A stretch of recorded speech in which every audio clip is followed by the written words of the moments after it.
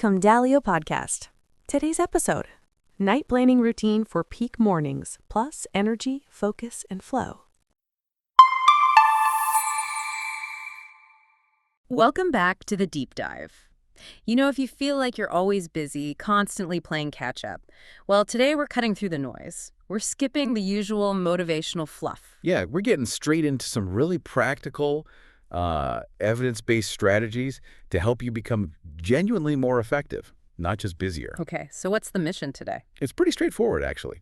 We've looked at some great thinking on deep work, on habit building, and distilled it down. We want to give you 3 things you can use, like right away, starting tonight. 3 levers, I like that. What are we covering? So first, the surprising power of planning your day the night before. Then, prioritizing smarter without all the drama. The Eisenhower Matrix. Exactly that. And finally, tackling the honestly shocking cost of all our digital distractions and how to manage your energy better. All right, let's dive in. That night planning thing, it feels counterintuitive. We always focus on morning routines. Right. But the thinking here is solid. Start the night before with a super simple, like 5-minute routine.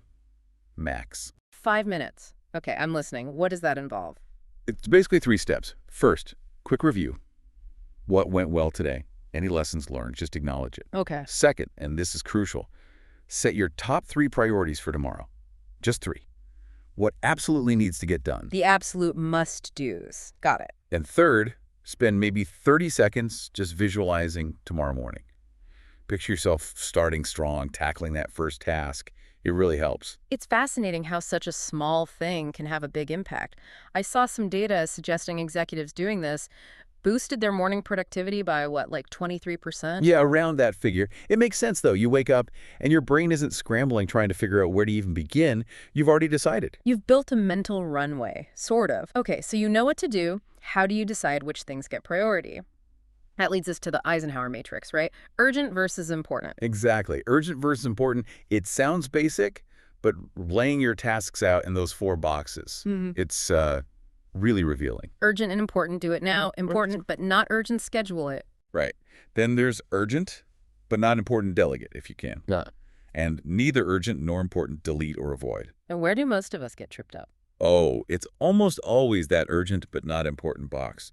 Those are the constant emails, the reply-alls, the random requests that pop up demanding attention now. The time vampires. Totally. They feel urgent, they scream the loudest, but they often don't actually move the needle on your big goals. So the real game changer isn't just surviving the urgent stuff. It's about consciously making space, scheduling time for the important but not urgent work. Absolutely. That's strategic planning, learning new skills, deep creative work. You have to block time for it. Otherwise, the urgent noise just takes over every single time. Speaking of noise, let's talk digital distractions and this idea of time boxing. Yeah, time boxing is key. It just means assigning specific blocks of time for specific tasks, like 9 to 10 a.m., work on Project X report. No ambiguity. But the modern work environment makes that so hard. The constant pings, the emails. It's brutal. Some studies show we interrupt ourselves or get interrupted roughly every 6 minutes on average when we're working online. Every 6 minutes. That's wild. And the cost is huge, right? Something about lowering efficiency by 40%. Yeah, it's a massive drop. And it's because of something called attention residue.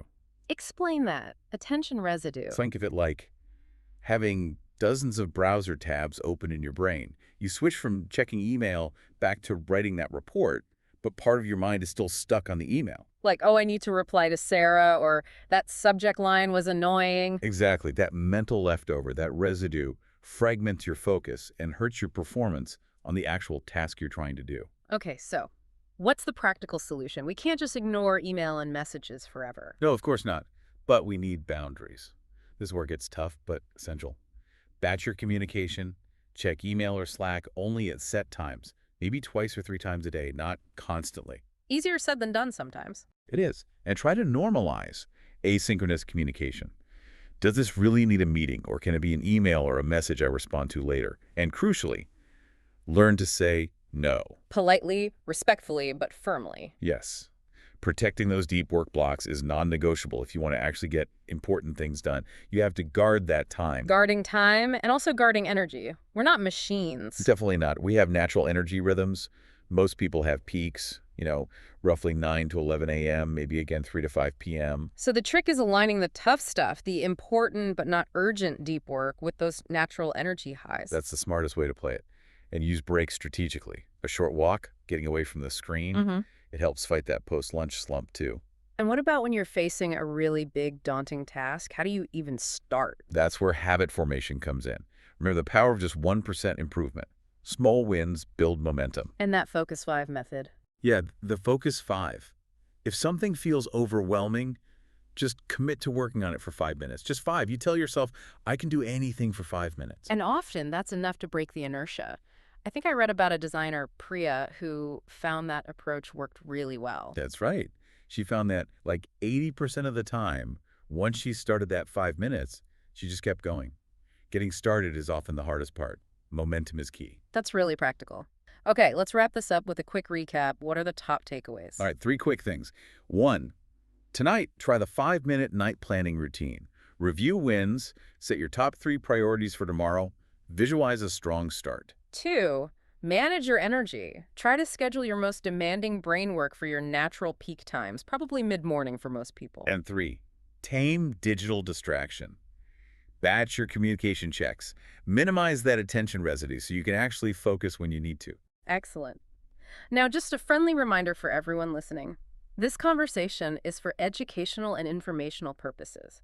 It's not a substitute for professional medical or mental health advice. Absolutely. We're just sharing insights from what we've researched. Thank you so much for tuning in to The Deep Dive. Yeah, thanks everyone. If this was helpful, please subscribe. Maybe share it with a colleague who seems to be drowning in meetings or emails. And definitely leave us a comment. Tell us, what's your biggest digital distraction? We'd love to hear it. We'll see you next time. Thanks for tuning in. If you found this podcast helpful, please leave a like and subscribe to our channel for more content like this. Do you have any questions or want to suggest a topic? Just let us know in the comments. See you in the next episode. See you later.